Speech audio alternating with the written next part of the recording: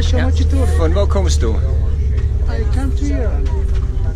Okay, welche Stadt? Huh? Welche Stadt?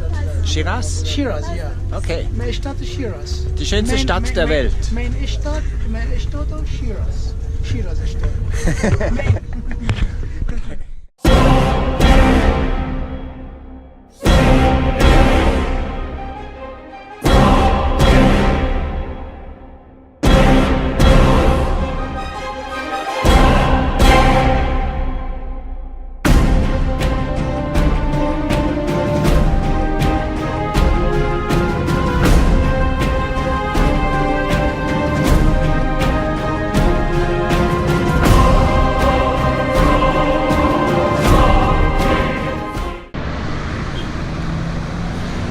So, herzlich willkommen zum Teil Iran.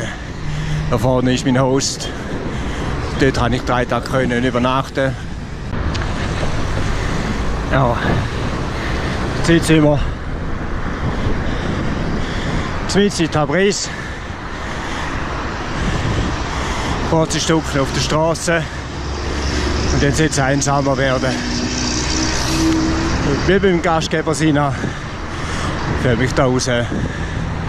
My host, Sina. Okay, that means good luck and have a good trip. So, I'm going this way. Ich gehe da durch. So. Ja, Urmier, das ist mein Ziel. Also jetzt muss ich da raus. Nichts dagegen. Es ist ziemlich laut gewesen. Aber nicht so laut wie die Türkei, auch nicht so stinkig. Bin ich da überrascht.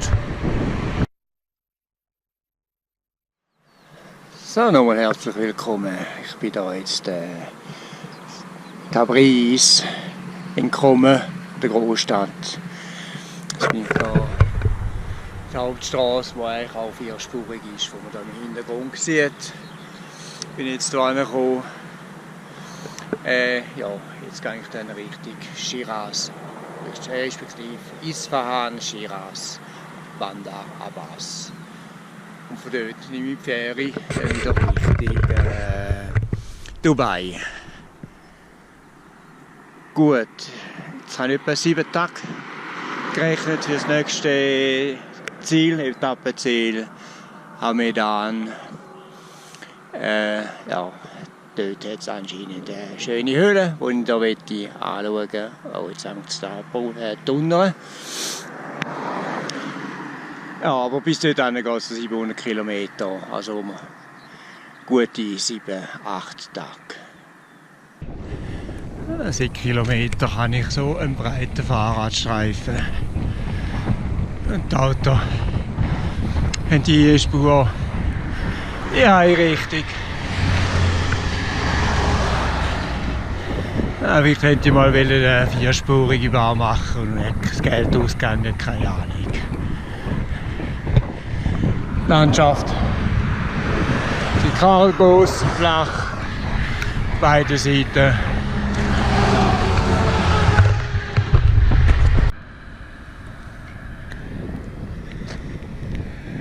Ja, links und rechts sieht es ziemlich schlammig aus. Aber zum Glück habe ich eine Straße, die super gut ist.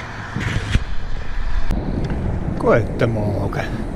In dieser herrlichen Landschaft hier habe ich vorhin übernachtet. Es war ein bisschen windig und ein bisschen regnerisch. Aber jetzt ist gut. Das ist die Hauptsache. 95. Ja, mache ich nicht ganz.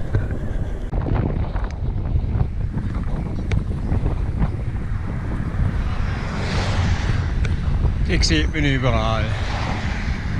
Super Landschaft. Absolut karg, aber gleich wunderschön. Genau. Die Brücke da gehe ich nachher. Filmen kann ich nicht, nehme ich mal an. Wo mache ich das? Zügiger Rückenwind. Das heisst, Wind von der Seite dort vorne bei der Brücke. bin jetzt hier auf der Brücke. Da sieht man eigentlich links und rechts hat es eigentlich schon Schutzwände. Da kann man davon aus, dass das für den Wind ist. Dann ist die Brücke. Und da ist der Salzsee. Der Salzgehalt ist höher wie es dort im Meer.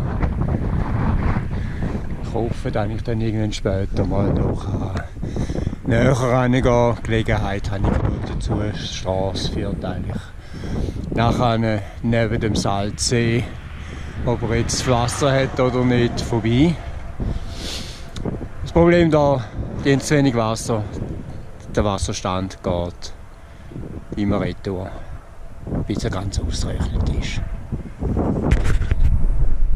Hier auf der Brücke! Juhu! Fast autofrei. Super cool. Und kein Wind, komischerweise.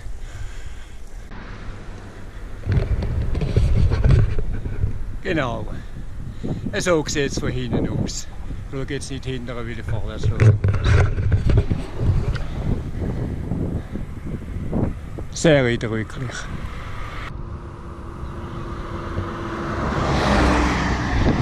Oh, da ist jetzt noch der letzte Teil vom Umia Lake, mit dem Salzsee. Nicht dran, sieht man da noch ein bisschen die Schneeberge. Ja, leider sind die Straßen die ganze Zeit immer so. Aber dank kann ich da eigentlich auch einen Velostreifen haben.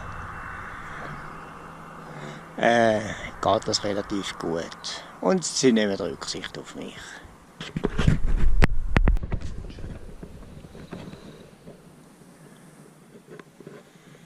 Und mit dieser Aussicht schlage ich da mein Zelt auf.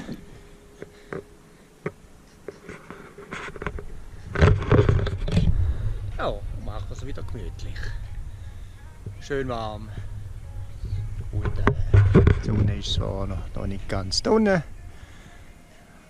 aber ein gemütlicher Mittag kann auch nicht schaden.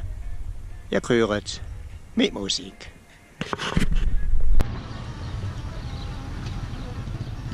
Okay, irgendwie hat er sich ein bisschen verirrt.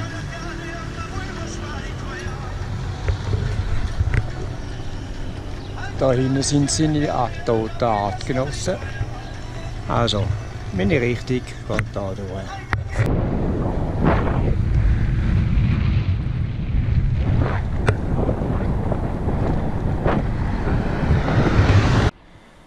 Heute Morgen war eher ein lästiges Passfahren. Aber ja, meistens zu und dann meistens runter. Zwischen ein paar geradeaus Strecken.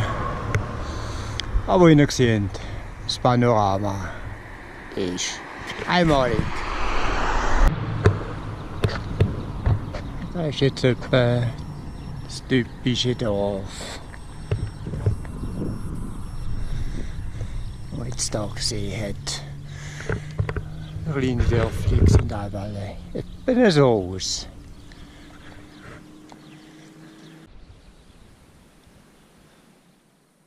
Guten Morgen.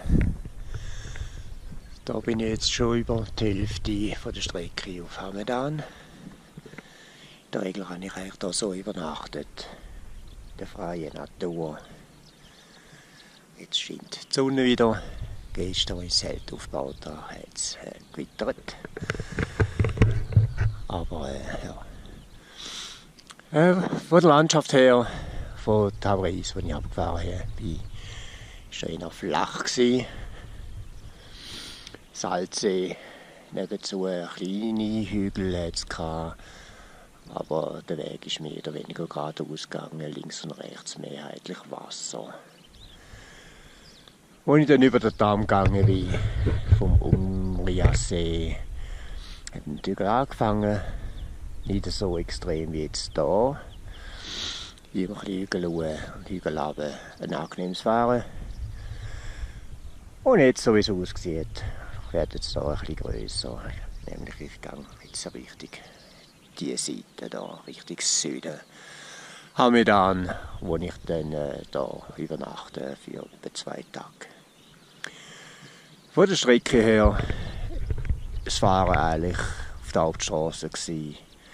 Mehrheitlich hat es einen Veloweg gehabt, aber es ist eigentlich gut gegangen.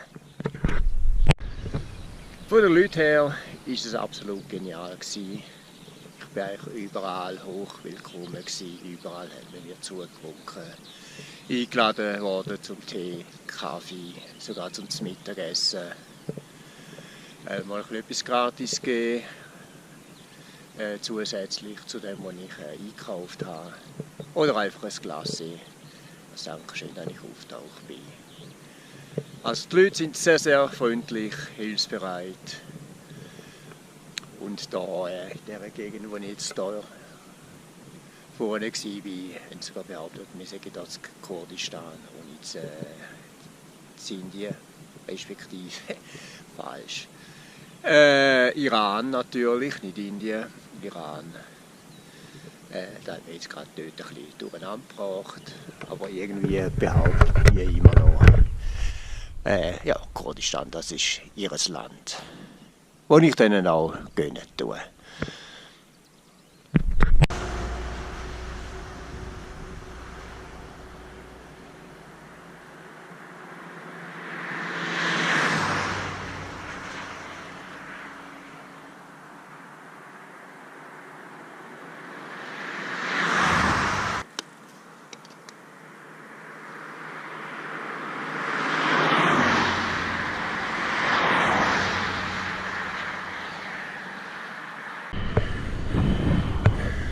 Und wieder ein typisches Dorf, wie es am Strassenrand aussieht.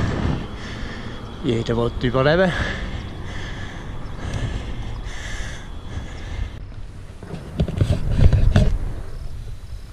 Ja, heute ist der Tag wieder besser. Gestern bin ich von der Gewitterfront zu der einen zu der anderen gegangen. Zweimal müssen eine Stunde warten, einmal im Bushäusli und das andere Mal so unter der Tankstelle. Das zweite Mal war super, da bin ich mit Tee bedient worden. Aber als ich dann am Abend das Zelt aufschlagen wollte, ist dann jemand gekommen und hat mich eingeladen zum Übernachten. Ja, war super. Das Essen hat es natürlich wieder am Boden gegeben. Die ganze Verwandtschaft ist irgendwie noch zusammengekommen. Und ja, es war noch ein bisschen komischer Abend, weil ja, ich kein Wort Englisch können. Und ich natürlich kein Wort Iranisch. Aber ich habe es überlebt. Und ja, jetzt darf ich hier in Ruhe. Zum Glück ist jetzt das ein bisschen eine einsame Straße wie bis anhin. Ich hoffe, es bleibt so. Gut, es geht hier Ruhe. Etwa 500 Meter. Das Spiel von gestern wird sich alle wiederholen. Jetzt muss ich dann noch einen Unterstand suchen. Sonst werde ich wieder verseicht. Ja, so ist es. Lieber eine Stunde verlieren. Aber dabei sicher und reisen. Da hinten ist zwar blau, aber ich weiß nicht.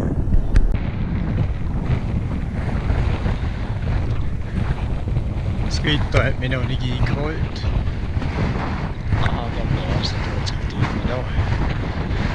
Aber solange das von der Seite bleibt, ist mir das egal. Die Landschaft hat sich jetzt ein bisschen verändert. Im Moment ist es eher flach und grün.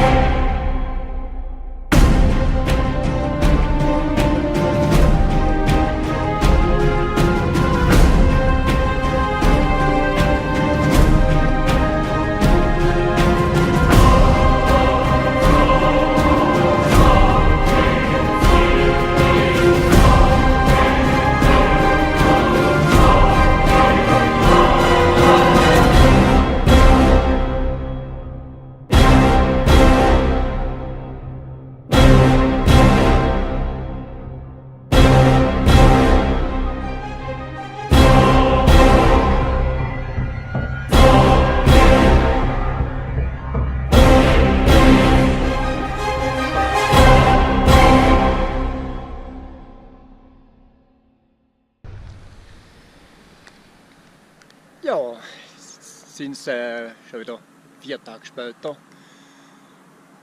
Ich bin vor ein paar Tagen im Regen gekommen, vor 70 Kilometern von Hamedan. Und da hat mich dann jemand mitgenommen. Und da hat sich das ergeben, dass ich da gerade 3 Nächte bei ihm übernachten und mit ihm auch die Stadt und die Umgebung von Hamedan anschauen. Dazu habe ich kein Video gemacht. Aber ja, ich tue nachher Fotos einblenden. Nicht alle, sonst wäre es ein bisschen zu viel. Ja, und jetzt regnet es halt nochmal. Als ich Hamedan verloren.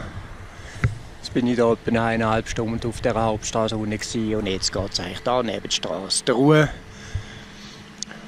Ich nehme jetzt mal an, da wird mich etwa 3 bis 4 Stunden da beschäftigen. Ja, ich hoffe, dass es heute Mittag wieder auftut, sodass ich zelten kann.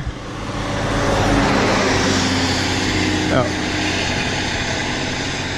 Lastwagen hat es auch, aber viel weniger wie da unten bei der Hauptstraße. Also, ich gehe da durch.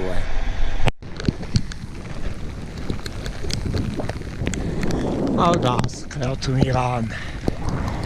Regen. Und Regen. Aber es ist grün. Immer noch grün.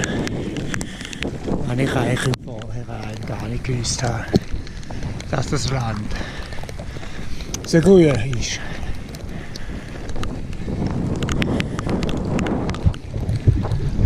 Ja, und mit diesen Aussichten mache ich mich da auf den Weg.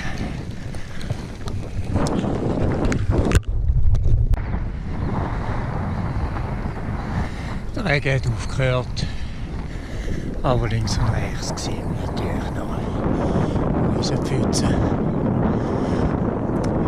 in den Wäldern innen. Das ist hoffentlich, wo ich weit hinter mir lasse und vorne nicht wieder auftaucht. Sieht zwar noch ein bisschen unsicher aus, aber ja, ist nur Regen. Dafür habe ich die ganze Straße für mich allein. Seit ein paar Minuten kein einziges Auto. Nur Vögel. Viele Vögel. Ja, gestern bin ich da in dem Dörfchen vorbeigefahren, plötzlich steht er mal auf der Straße. Ich habe mich da ein bisschen abgewunken und gerade zum Mittagessen eingeladen. Da ist das Nachtessen draus geworden und übernachten habe ich auch einfach dürfen. Super Familie gewesen, super freundlich. Aber dank Google Translator haben wir uns verständigen, einigermaßen. Gut, heute geht es weiter Richtung Wiesbaden, die nächsten 80 Kilometer. Vor etwa einer Stunde bin ich da von der Polizei angehalten worden. Mit der Begründung, ich tue hier einen Sperrbezirk betreten. Was allerdings auf keiner Karte und auch auf der Karte nicht ausgeschildert ist, wo die natürlich auch zugehen. Aber nach Kontrolle vom Fotoapparat für die GoPro konnte ich dann wieder gehen. Sie haben mich noch begleitet zu einem Punkt, wo ich dann auf die Straße komme. Es gibt einen kleinen Umweg, aber ich habe ja gewusst, dass irgendwann einmal die Situation wird auftauchen. Von dem her bin ich gar nicht so überrascht. Und die Gegend hier ist auch super und hat fast kein Auto drauf. Guten Morgen. Ich habe in Arak, also in dem Weggebiet von Arak übernachtet. Schöner Blick auf die Stadt oben runter und gleich völlig abgeschirmt hinter den Bäumen. Moment, mache ich mich mit da auf dem Feldweg.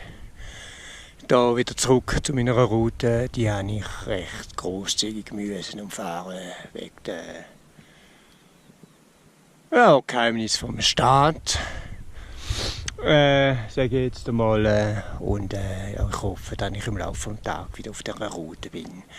Und nachher alles wieder normal abläuft, ohne Polizei und Armee und so weiter.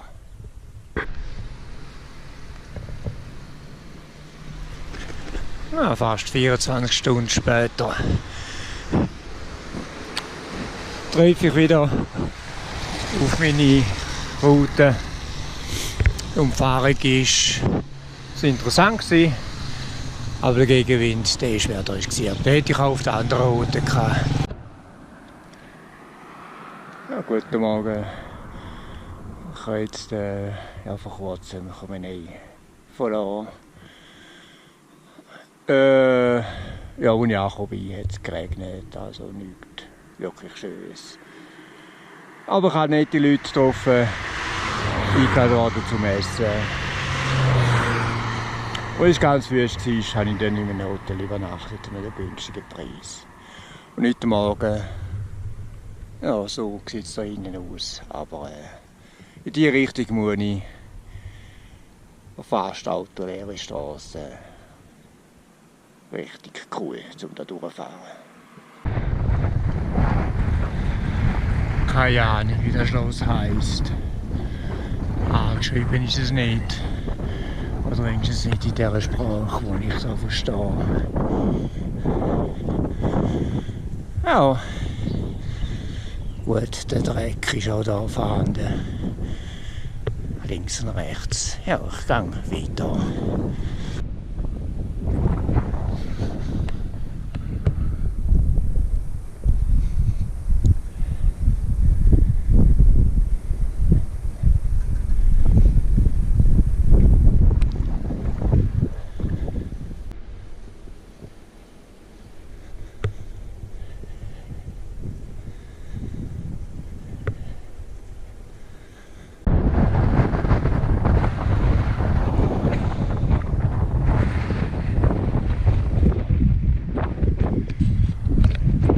Da durch geht's. Ziemlich genau geradeaus und ziemlich genau stark Rückenwind.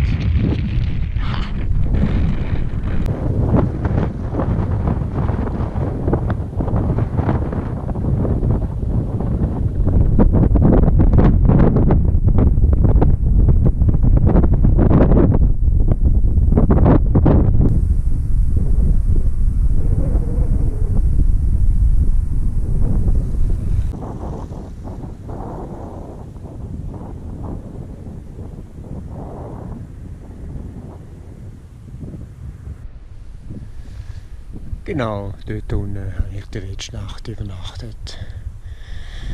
Und jetzt geht es die zweitletzte Etappe Richtung Isfahan. 140 Kilometer.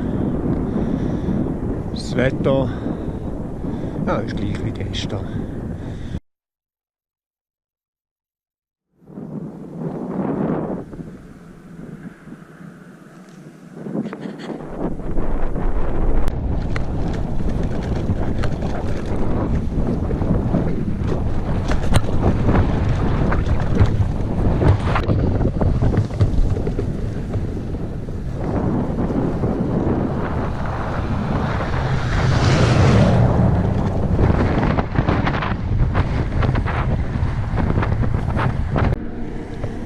Ich weiß nicht, ob man das noch sieht, aber die riesigen Marmorblöcke, nehme ich mal an, die werden vom Norden irgendwo da runter verfrachtet.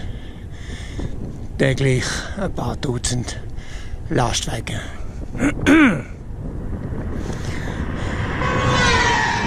Genau. Angekuppelt wird man immer. Aber meistens als Zeichen zum Gruß und nicht als Störenfried.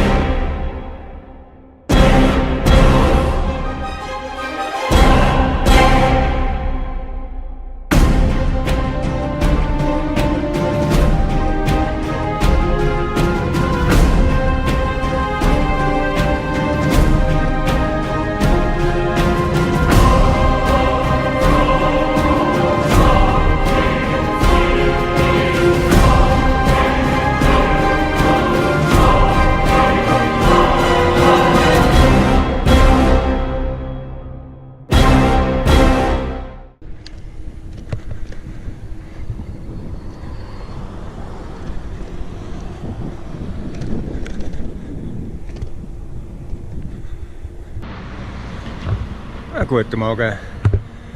Ich habe Isfahan verloren, etwa 2 Stunden. Super gewesen. Ich habe Fotos gemacht, die ihr ja gesehen habt.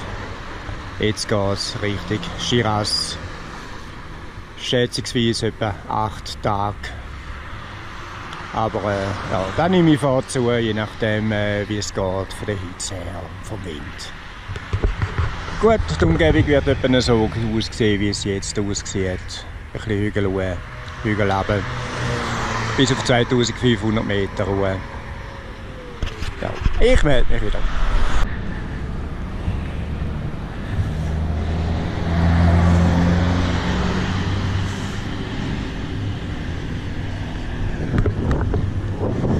Wunderschöne Gegend.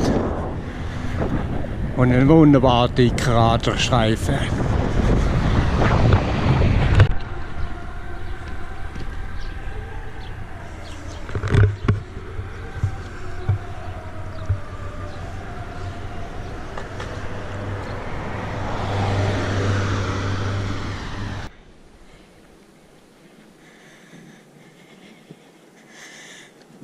Guten Morgen.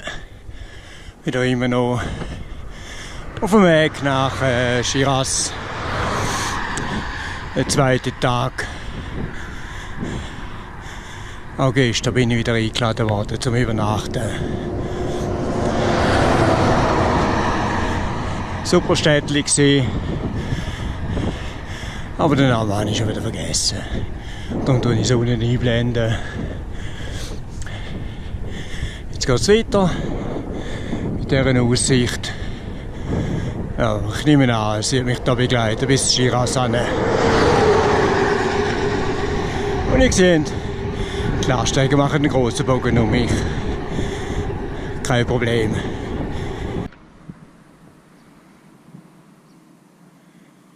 Schavezza. Hoffe, ich habe es richtig gesagt. Da durch geht's. Und dann hinten durch weg.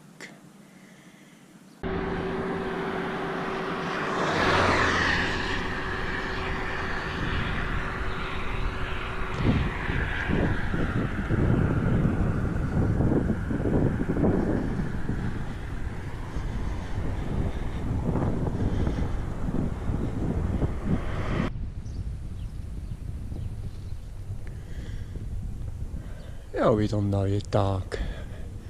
Hat wieder angefangen, super schönes Wetter, Wind von hinten. Zwischendrin ein kleines Dörfli, wo irgendwie so aussieht. Also wenigstens da von der Uhrzeit her richtig cool gewesen zum Durchfahren. Der Name, der ist zu klein. Und auf der Karte, ja, das tue ich nicht einblenden.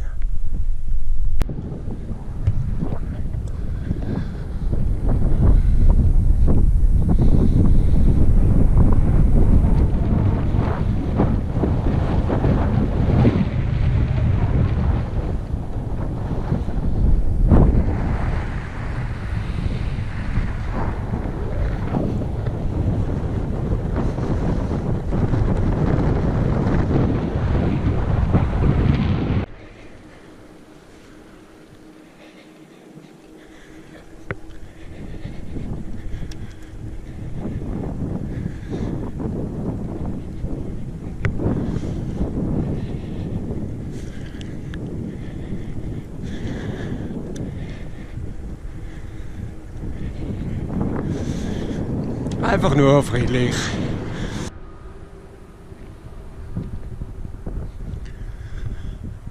Das ist jetzt mein Pausenplatz. Mitten in der Wüste, rundum einfach Hügel, Sand und natürlich Straßen. Aber der Verkehr ist eigentlich sehr mäßig. Ich habe einen guten Streifen und wie schon seit Tagen Rückenwind. Das erleichtert die Sache natürlich ungemein und ich kann recht gute Kilometer machen, ohne grosse Anstrengung.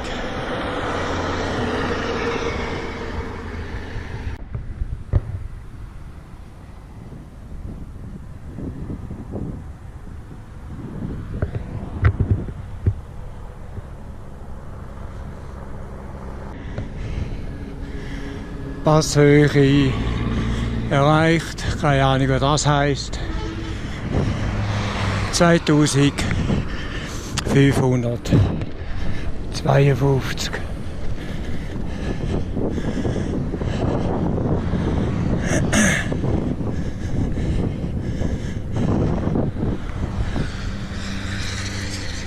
Von Pass hat eigentlich da nichts zu suchen.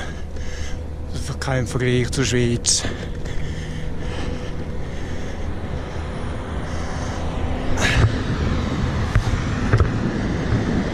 Viel Schwerverkehr. Aber es geht gut.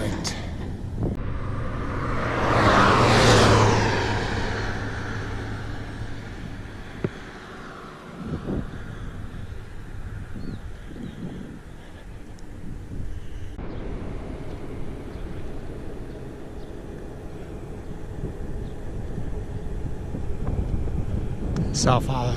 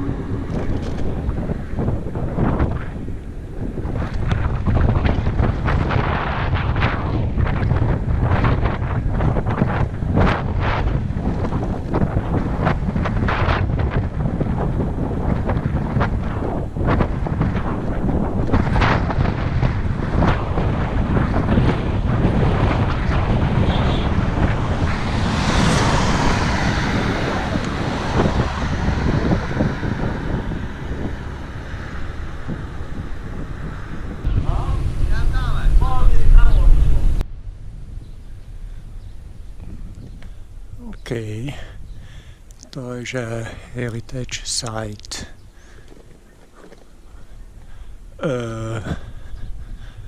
Namen habe ich leider schon vergessen.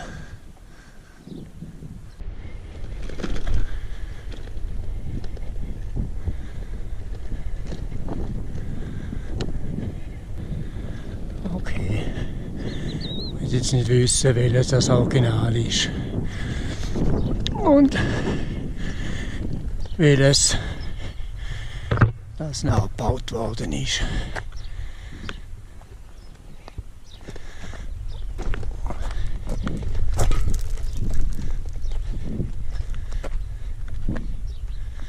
Der Stone Tower. Genau. Das ist er. Dort gehe ich nicht. Aber da weiter hinten hat es da noch mal etwas hinter der Tafel. Da schaue ich noch schnell an.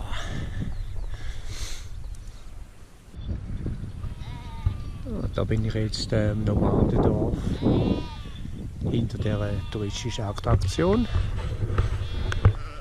Jetzt mal schauen, wie das rauskommt. So scharf haben wir. Mehr wie genug.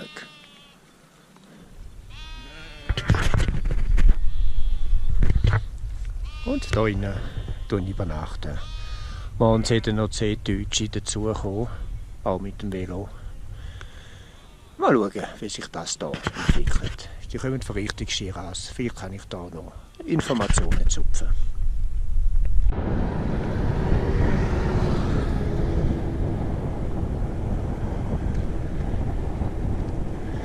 So, der neue Tag hat angefangen.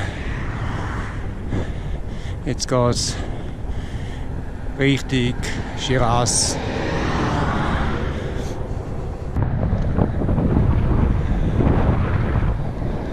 Ja, da ist irgendwie ein Kaff da zwischendrin. Also ich hoffe, dass ich in der Nähe von Petropolis übernachten kann, sodass ich morgen früh hingehen kann und dann Richtung Shiraz abfahren.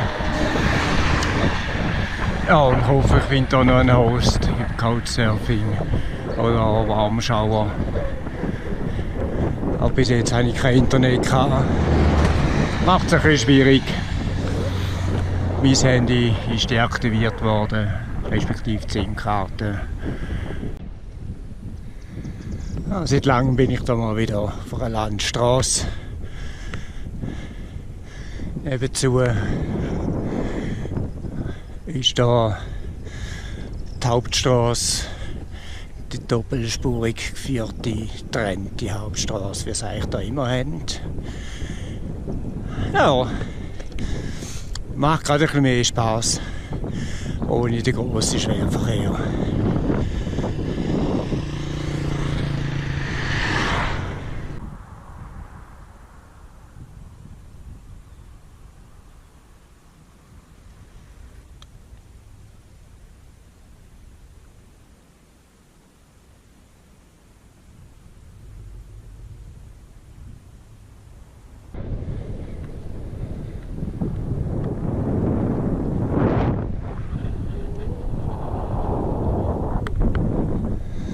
Und? Ah, nicht schlecht, oder? Hoffen, es geht so weiter. Persepolis. Genau, Persepolis. 500 Meter rechts weg.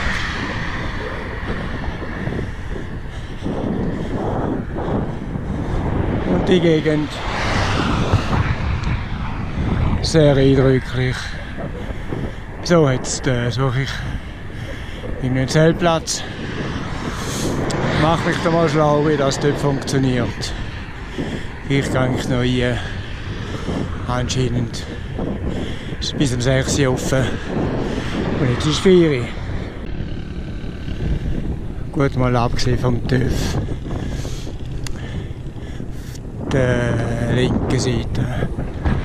Die Türme, ob die da dazugehören. Ich gehe mal schwer davon aus. Und sonst ist es einer flach. Und hat Wald.